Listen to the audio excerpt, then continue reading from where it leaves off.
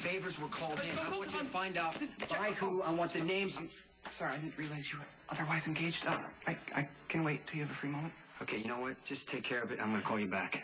I'm sorry. I'm working. I know. I deeply regret my disturbance, but it's most dire. DEFCON 2, at least. What's your problem?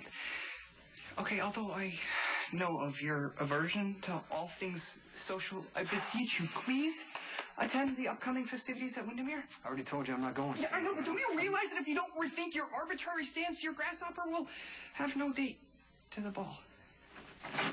Well trained in all things Stone Cold, he is yet to fully master the art of the pickup. And after many failed and painful attempts to win the blonde heart, I still find myself too wimpy to secure a date in a non-cyber world. However, if Stone Cold were to secure a fair maiden for the festivities at Windermere, the grasshopper could tag along. Okay, as it were.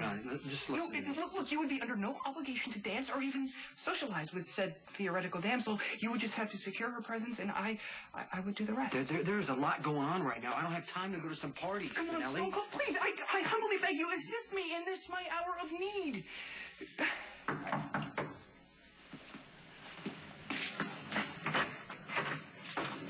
Have you heard from Sonny? Not to make light of the fashionista's desire to secure an update on Mr. Corinthus's whereabouts, but the Godfather, if he would like to speak to you, will no doubt call. In the meantime, Stone Cold and I were having a very important conversation. Okay, listen. If you want to go to this party, you're going to have to find a date on your own.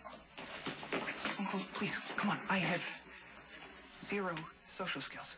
Okay? I fear that I could not secure a date on my own merits, so please, come on, you have to help me. I cannot stand idly by while fair Lulu attends the festivities at Windermere on the arm of the unworthy. Okay, if you try to go get a date and you can't, we'll talk about it.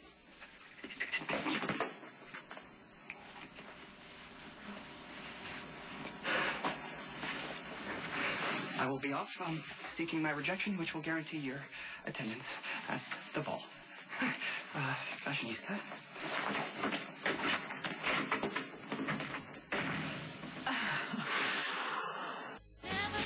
Hi, what can I get you? Banana nut muffin, please. Oh, good choice. That's what I hear. I just started at the hospital, and everyone keeps telling me that this place makes the best muffins in town. Med student? Nurse. Oh, really? That's great. I volunteer at the hospital, so we should be seeing a lot of each other. I'm Georgie. Nadine. Nice to meet you. Nice to meet you. So, how long have you been in town? Just a few weeks. I was working at a hospital in Ohio before that. Oh. Now, you listen to me, Spencer. I'm not going to let you drum Logan out of town just because he happens to be my son. I got a news flash for you, pal. Even if my daughter did ride into the sunset with your unlikely seed, it wouldn't change a damn thing. You wouldn't get Laura back. She's gone, man. You've lost her. We've all lost her. You should be grateful for what little you had and shut up. This has nothing to do with Laura.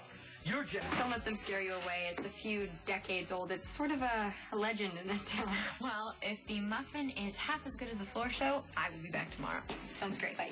Bye. I want you both to be clear on something.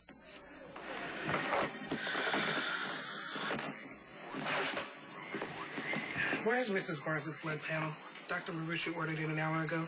I just picked it up from the lab, and Dr. Marucci is going over the results right now. Huh. Okay, well, then you can take care of these things.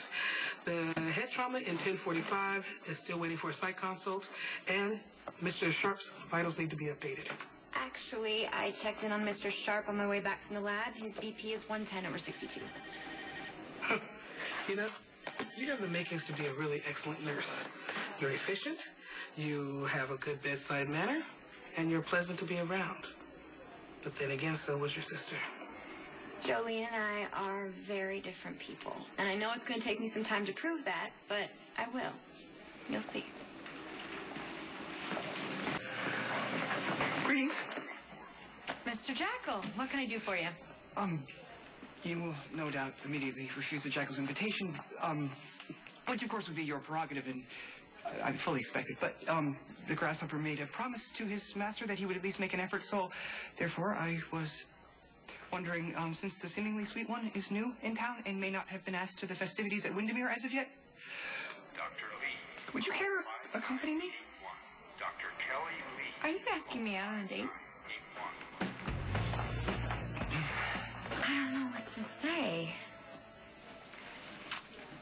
The Jackal takes no offense at your kind refusal, and in fact, it is not in the least bit surprising that a gentle angel of mercy, even one related to the falsely fair Jolene, would spur such an overture.